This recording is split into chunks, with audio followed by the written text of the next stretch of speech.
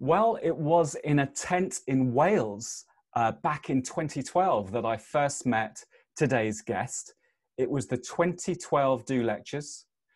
It never stopped raining. She was there on stage telling her story, and I was in the audience writing a story about the event. Now, Bobette Buster is Professor of Digital Storytelling at Northeastern University in Boston. She's a story consultant to major film studios, and she's the author of 2 books, one that I have here, Do Story, and a more recent one, Do Listen. So welcome, Bobette. Thank you. Thank you very much. I remember that Welsh episode because there were bluebells everywhere. It was exquisite, but we were all in wellies and hunkered down in the rain.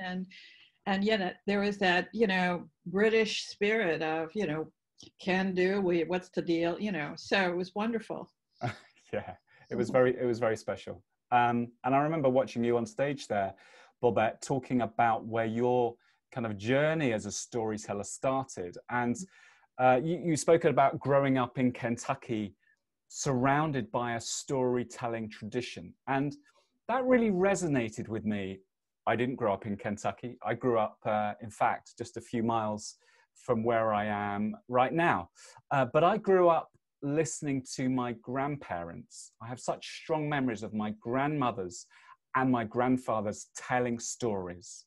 A lot of those were stories around the Second World War. And I know for you, it all took place on the front porch with pie, coffee, and a story. So tell us about that. And I'm just curious to know how that exposure to storytelling really sparked something in you.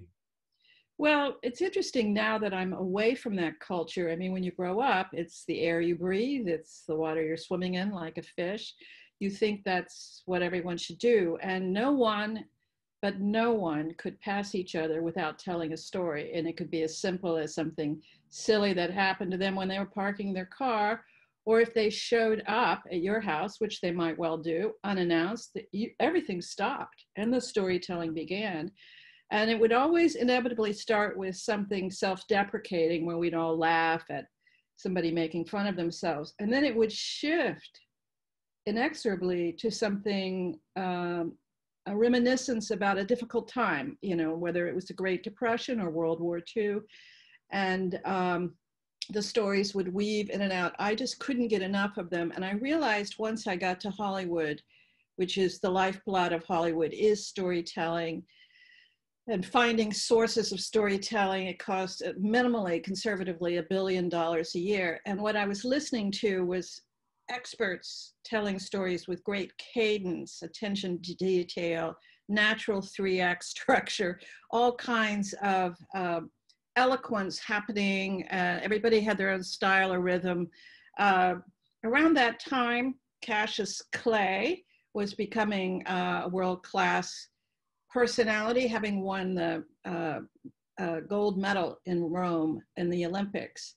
And he had such a force of nature and character and presence, and became the heavyweight champion of the world and changed his name to Muhammad Ali. And he had such a sense of how to tell a story.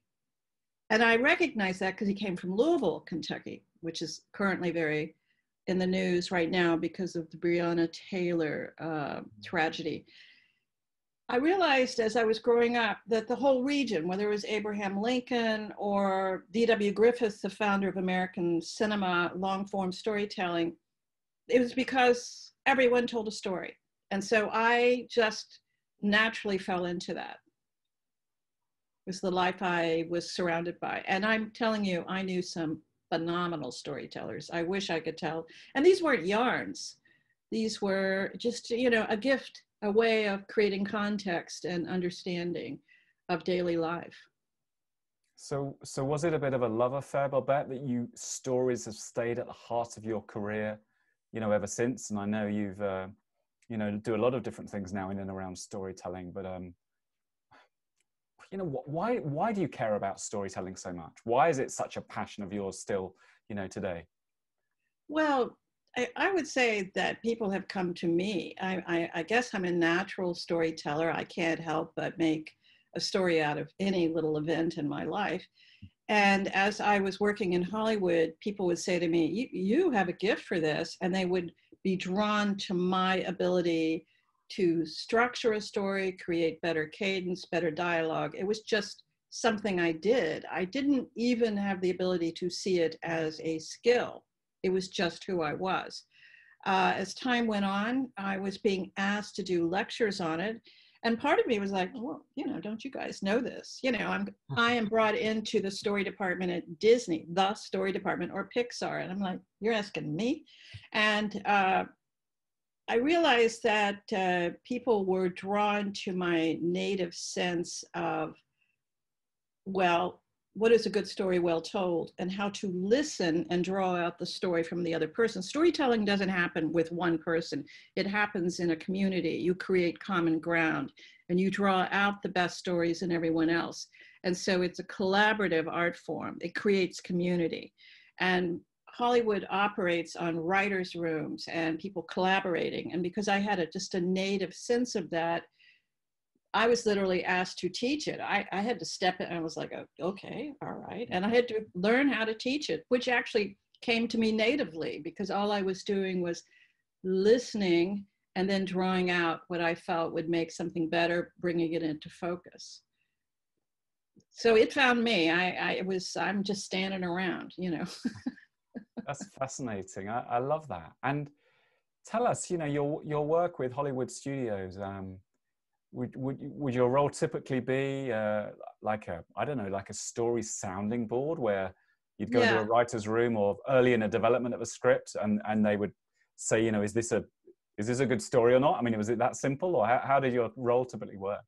Yeah, there were different terms, but one term that kind of was always bandied about was story guru. But in my mind, stories come from many sources. You have an idea, you've written down something on a back of a napkin, or you see a snatch of an idea in current events.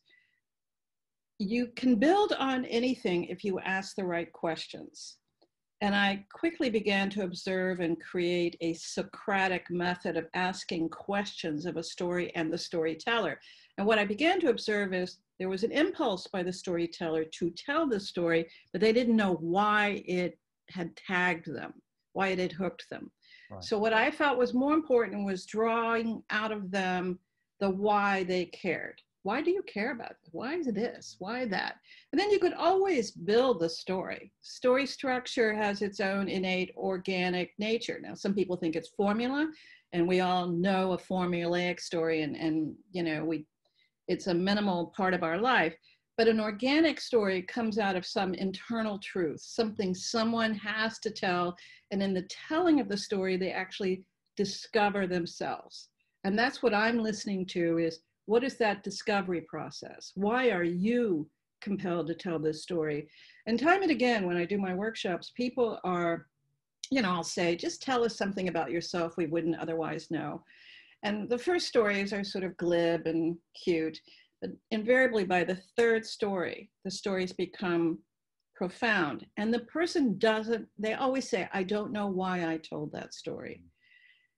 But what it was is that I created an environment of listening and pulling out of them the why. Well, I love that. And I'm smiling because, I've not a pioneer like you, but the work I've done recently in storytelling workshops had a similar experience when always been so humbled by, what's shared and when people reveal themselves. And I guess it's something I know firsthand because I went back to that part of Wales in 2015 to stand on stage at the Do Lectures and tell my own story, to reveal myself. And it was a real game changer. And you said, Bobette, that the experience of being heard is so close to the experience of being loved. And I think that was my story, because I had a story that I had never shared that needed hearing. Can you just unpack that a bit for us, that correlation between that need to share our story, to reveal ourselves, and what that means to be heard? Yeah, J.K. Rowling said no story can be told unless someone wants to listen. So it's a two-way street. And all of us are bearing an untold story. You know, Maya Angelou has a great quote about, you know, the untold story is, if you carry that, it's a terrible burden. It's like carrying uranium, which can be an explosive. It can become a cancer. We all have a need to tell our story. It's almost like we're wanting someone to verify or hear our experience and say, yes, I agree, that's true. But it's also a need to delve deeper into the depths of who we are, because most of us are living on we're skimming on life like dragonflies. So the actual experience of taking the time to listen to someone, you cannot do two things at once when you're listening. You can only listen. And when you do listen, there is an extraordinary connection that happens. It's community. It's a bond. You know, famously, apocryphally, that G.K. Chesterton said, you know, we don't know for sure if he said it, but I'd like to give him the credit. You know, never discount the 5-minute conversation with a teenager. What you're actually doing with a teenager is allowing the teenager to speak for 5 minutes. I mean, that's about as good as it's going to get, right? But something about makes them feel like, oh, I count, I matter in life, I've been heard. I've never seen this to be discounted when you take time with people. In fact, I know that there are two emotions around listening. One, the first emotion is astonishment. People will say, wow, you really listened. That person really listened to me. Or they will say, oh, that person went on and on. They made me listen. There seems to be only two emotions around it. And now, because we're all so busy and we're multitasking and we're double checking our phones, and now that's a social norm, are we really stopping? Because you really cannot listen and do something else at the same time. I think it's essential to human interaction, to human nature, to creating connection. And, you know, in your book, Do Listen, you talk about, and indeed in Do Story, you talk about, as you just have, you know, that lost art of listening. And I'm just curious whether, you know, how do we nurture the ability to be better listeners, you know, because you're right, that landscape has changed, you know, so often now, you know, you might even get asked to talk at a conference and it's kind of acceptable for people to have their MacBooks open while you're talking, or now that's the lovely thing about the Do lectures, right? That doesn't happen. But yeah, what kind of practical steps can we take to become better listeners, to become better at listening? Well, I just think it's, you know, it's all about being mindful and taking stock of the day, and in your walking, listening to the world, deep breathing. I mean, we all know those meditation exercise, and we're all admonished to take time to smell the roses. But I guess I naturally now realize that it pays huge dividends in life if you just stop and look at someone and draw them out and listen. It's first of all, it's decent. You are saying you care to me. I want to hear your opinion. And it's amazing. Most people are hurriedly move along. They're not expecting to be listened to. Once you do listen, you watch people flower before you. And then, you know, if you need to move on, you give the social cues and hope they take them. I've never seen it to fail that when of course, now it's, I guess, a habit with me, that if I take that time, it just makes the day brighter, makes the day better. It creates time. We all get so impatient. We're like, oh, I need to get moving. But actually, there's something about slowing down and taking the moment where time expands. That's what I find. And so now it's, I guess, a habit of mine. Having said that, I'll meet somebody, I'm sure, in London who finds me very brusque. But I just feel that it's a natural part of life for me. So great. Well, that's a good call to action for the rest of us. In Do Story, how to tell your story so the world listens. You know, I read it when it first came out, and it's a good sign of a book for me because it's got some pencil scribbles in it. And I was looking back on it this morning, and reminded me of that great bit of advice that had really stuck with me since I read it, Bobette, which is about when you talk about what a good story needs, you talk about the gleaming detail, and Yeah. that really stuck with me. Can you let people know what that's about and why it's so important? Well, it's actually an Irish term, although when I'm in Ireland, the Irish always say, really, it is? I didn't know. But anyway, it is, you notice that, you know, of the five senses, all of us tell a story in which we feature one sense over the other. We don't know it. It may be because we're more attuned to smells or listening. Most of us are visually oriented because, you know, our eyes in the front of the head, that sort of dominates how we speak. But depending on the experience, people will feature one detail in their story. And it's because that has heightened their sense of the memory of it, the potency of that experience. And what I found is that once you get people aware of that one detail, you can focus on it and explore why that detail is so important. It's really how we naturally tell stories. Is normally we feature the one thing.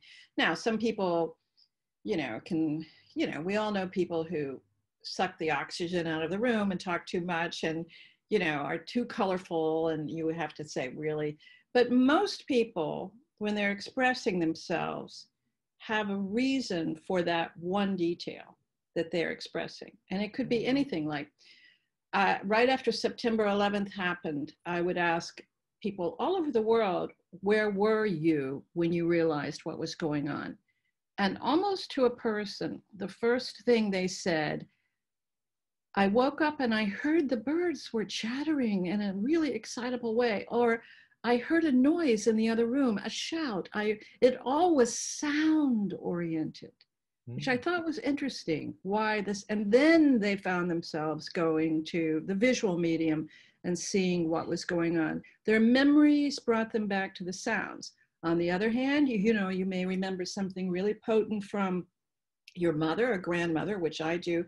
I always remember the taste of things. You know, I long for the taste of that particular pie.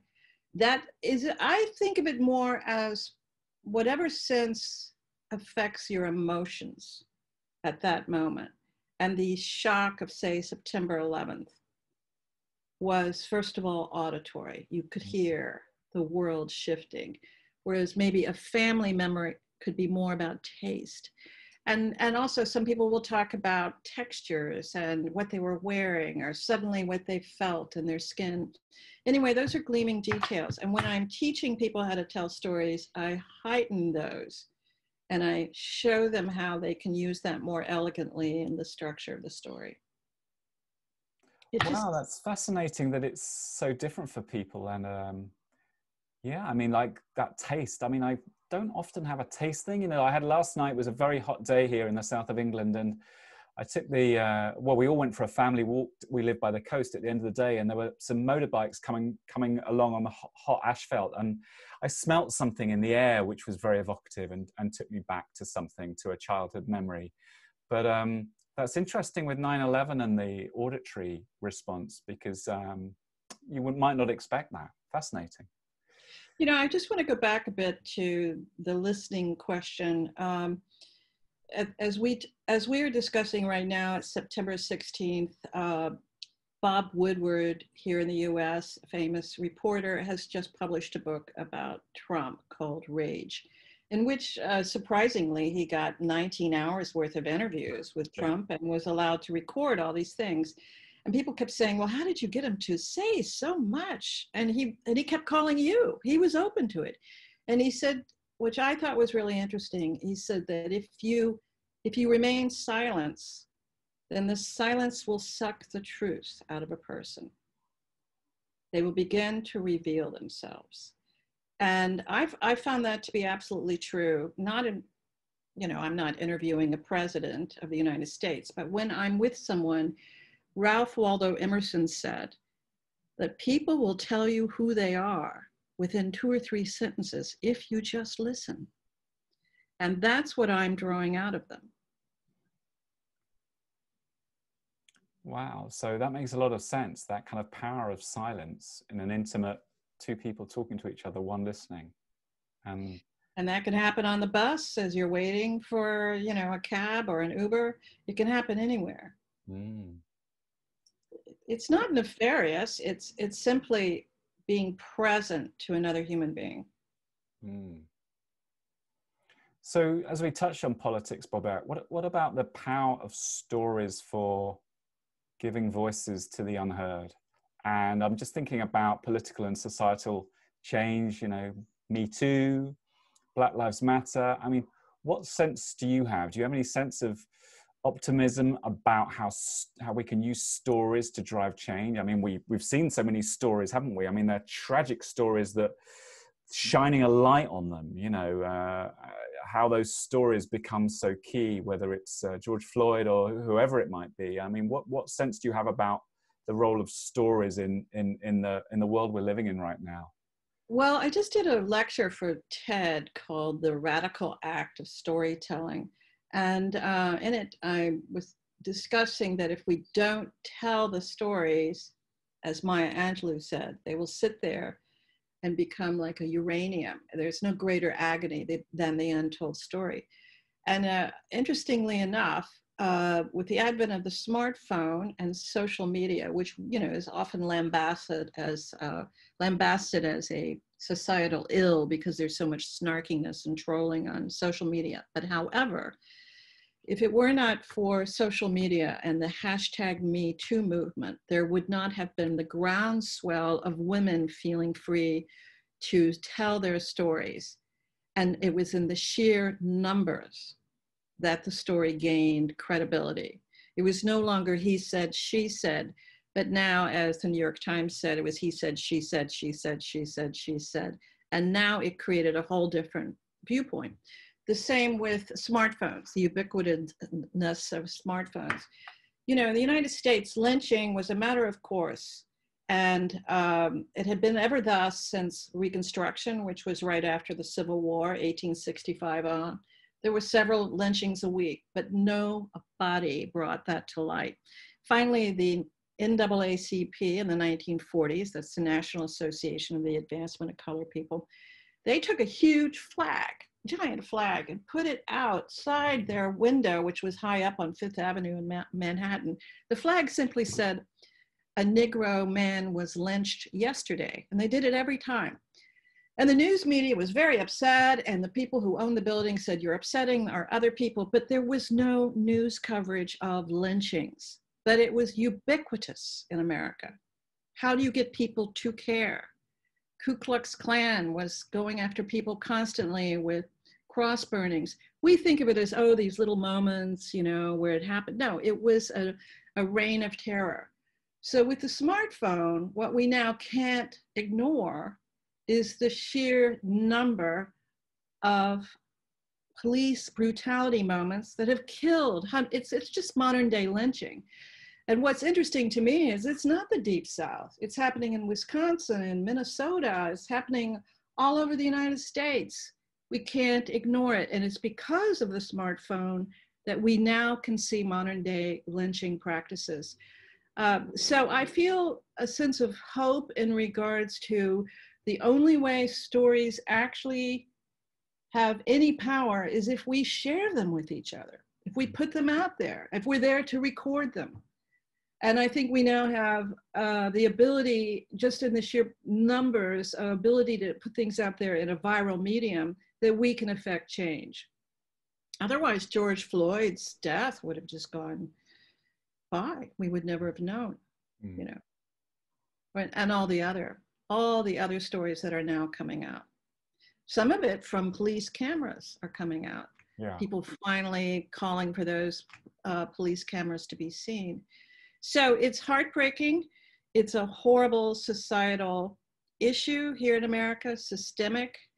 And yet I feel like it's only through storytelling that we can affect change and create policy and awaken people to what's going on.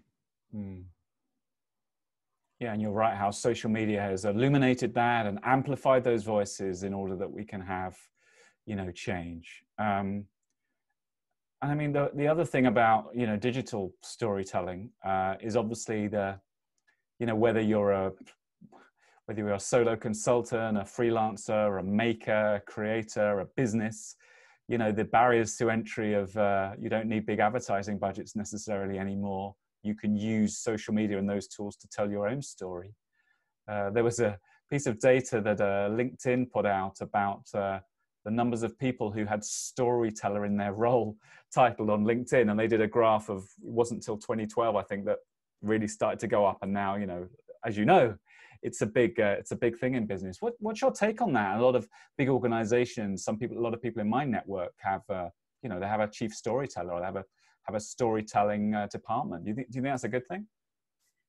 Well, yeah, I've certainly noticed that chief storyteller is now like CEO, CIO, all of those things. I'm a bit bemused by it. I mean, it's all about shepherding the brand, making sure everyone's on course with what is the story we're all telling. Can we, you know, learn how to be better storytellers? Certainly people come to me and ask me to interact with them and help them in this process. I guess I'm a bit skeptical. I'm wondering if this is a fad that's going to go away, because to actually be a storyteller, there is a skill, there is a craft. It's not to be taken lightly. There's something to be learned, like marketing. Even though we can all put up a website and all of us have the access to create our own business plans, the skills of writing newsletters and finding our core audience, those are still skill sets. And they're worthy of hiring people who know what they're doing and learning, because you still have to sort through the millions of other like-minded people who are out there saying that they're storytellers too. But are they? I mean, this is the other thing. When I would be developing scripts in Hollywood was a blind white snow of scripts. I would say 98% of them were terrible, because everyone thought they could write a script. Everyone. And there were all these weekend workshops and also software programs, practically fill in the blank. And so you had to spend a lot of time sorting through all the mediocrity. I mean, some of it was fine, it was ordinary, in order to find the people who really understood the craft. What is it to truly write a script that can truly be a movie? What is it to have the big idea that's really going to work? And I find the same thing with storytelling culture, that everyone feels that, oh, I'm a storyteller, we're all storytellers, we all can sit around the campfire. But to actually do it well, it does require curating and an experienced approach to making the best of it. Mm. Yeah, that's interesting.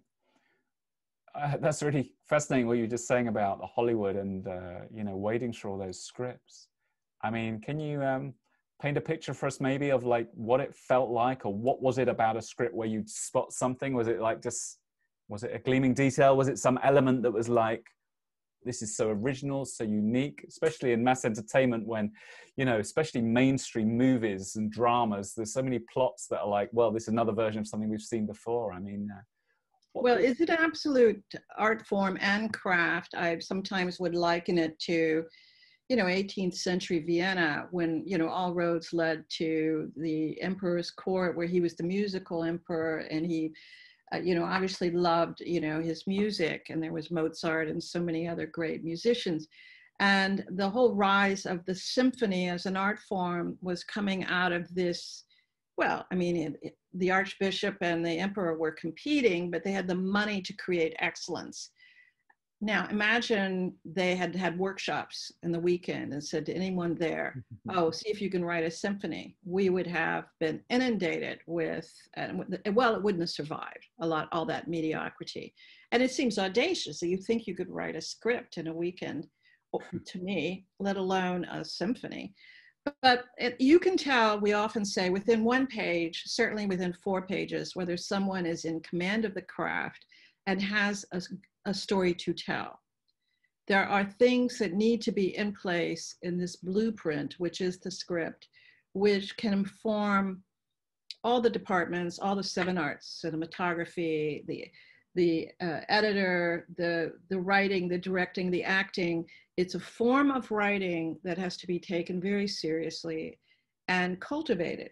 It's not easy to master. And those who do master it spend years working and honing that craft. And you can see it jumps off the page when you see someone who has really honed that craft. Now, writing a great script is one huge leg of the journey, but then you have to have executives willing to greenlight that script and see it all the way through. So there are many hoops too, because it's a multi-million-dollar enterprise. You have to gather an army of people and put millions behind it. But it all begins with the great story well told on the page. Thanks for sharing that. I mean, can you think of, I know it's hard to put you on the spot, just one, but can you think of one script that you took through to production that was one that really struck you when you first were leafing through those white pages? Well, I was working with Tony Scott when we discovered this little known kind of geeky guy in Hollywood named Quentin Tarantino. And he was so desperate to make a film of his own that he had sold his script True Romance to a French company. And they were already in production with it. When we asked for a writing sample of Quentin's. We had seen Reservoir Dogs. Tony had helped Quentin get the completion funding for Reservoir Dogs, the soundtrack, which is so distinctive in Reservoir Dogs. So Quentin really liked Tony, but he was already in production on the first day of Reservoir Dogs when we met him, and then we helped him get the completion funding. Tony and his business partner got him the completion funding for the music. So then Tony said, well, I want to do a Quentin Tarantino script. And Quentin said, well, I have this other one that's just been sold to Oliver Stone called Natural Born Killers. Shoot. And this other one called True Romance, which is already in production. Well, we asked to see True Romance. And when Tony read it, he said, I want to do this. So the French producer was no fool. He just stopped everything on the dime and said, okay, we will come back and make this a Tony Scott film. But the interesting was that Quentin, because he had written 4 scripts, as it turns out. Dusk Till Dawn was the other one, and he was eventually to develop Pulp Fiction. But he was putting whole dialogue sequences that were in like Reservoir Dogs and True Romance. He was just taking the best of his stuff, cannibalizing it, putting it in other films. I had to quickly analyze, okay, we have to stop this dialogue sequence from being here because it's already in that film. Anyway, he was a delight to work with. He rewrote fast, and he worked with Tony in the making of True Romance. And that was, as long as that, at that period of time, I've never seen someone who was so unknown as Quentin, who became a rock star so quickly as a writer and a director. So that was, great to watch. It was like watching rocket fuel behind. He was there with this whole grown talent and just waiting to be discovered. Oh, amazing. I'm so pleased it turned out to be True Romance, because back in 1993, I met Tony in London, and I met Patricia Arquette and Christian Slater, because I interviewed all 3 of them not at the same time, but in a hotel suite in Belgravia in London around True Romance. And Tony was great. There was when what it's like. You're in a hotel room doing a press junket, and it's like interview number 56. And you could tell with Patricia and Christian that, they were maybe being a bit fatigued, but there was something about Tony. I'd never met him before. Something about Tony, a warmth where he made me feel like I wasn't the 56th person asking him a question in those 2 days. That it really stayed with me how that felt. It was just a one-off. I met him the one time, but he was very generous with his time and with his. Tony was much beloved by everyone who ever worked for him. He had extraordinary loyalty from his crew. He generated just a wonderful esprit de corps wherever he went. Wow, what a man. Well, look, before our time's up, I'm just curious to know, Bobette, as a professional storyteller, what do you tend to go to when you're picking up a novel, or you're putting something on Netflix, or you want to watch a drama, or what kind of stories are you drawn to? or and also at the same time, do you find it's one of those where you can't help but deconstruct because of, stories are in your DNA, or do you manage just to sit back and a good story is a good story? Yeah, it's very rare that I can turn off the deconstruction part of my life. And I love it when I suddenly awaken and realize, wow, I've been immersed in that world.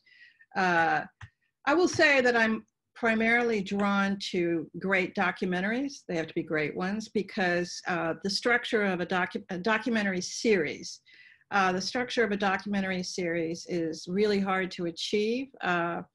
Because you're dealing with real life and you're trying to create an arc within a period of 90-minute episodes or hour episodes, but it's an arc over a period of time. So I am mesmerized by that level of storytelling about nonfiction events. I just saw Watchmen with Regina King, the Damon Lindelof series, and I think it will sweep the Emmys, which will be on Sunday.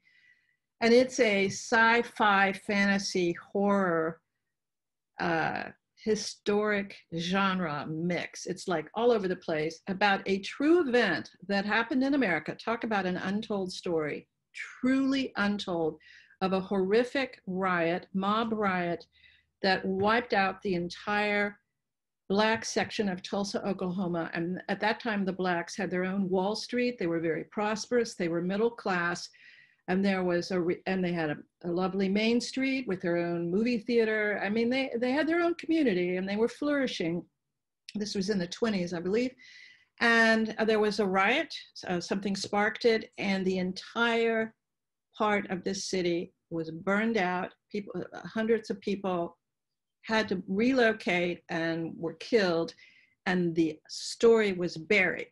No one knew about it, not even the Black community that eventually came back to Tulsa. It was absolutely buried. And it has only been recently that the atrocity of this huge event of sort of, I guess, genocide of a whole community has come out. And it is the basis of this extraordinary sci-fi series, Watchmen. And I was mesmerized also because they took such wild leaps with it as a sci-fi fantasy piece. And yet everybody in the film has masks on, so it feels incredibly prescient. It's about police brutality. It's about hidden societies. So, I mean, it's way ahead of its time. And so I thought that was exceptional storytelling, but mostly for whatever reason, I'm drawn to nonfiction series because I spend so much time in the fiction world. And so I just want to go back to real life, I suppose. Yeah, you need an escape. Well, look, it's been a delight. Thank you so much for shining a light on your work, Bobette, and a bit of the Bobette story. And what a story. I love that sense on the Kentucky porch to the film studios of Hollywood. And thank you for joining me today in California. Oh, it's been my pleasure. I've really enjoyed it, Ian. Thank you for inviting me. Cheers.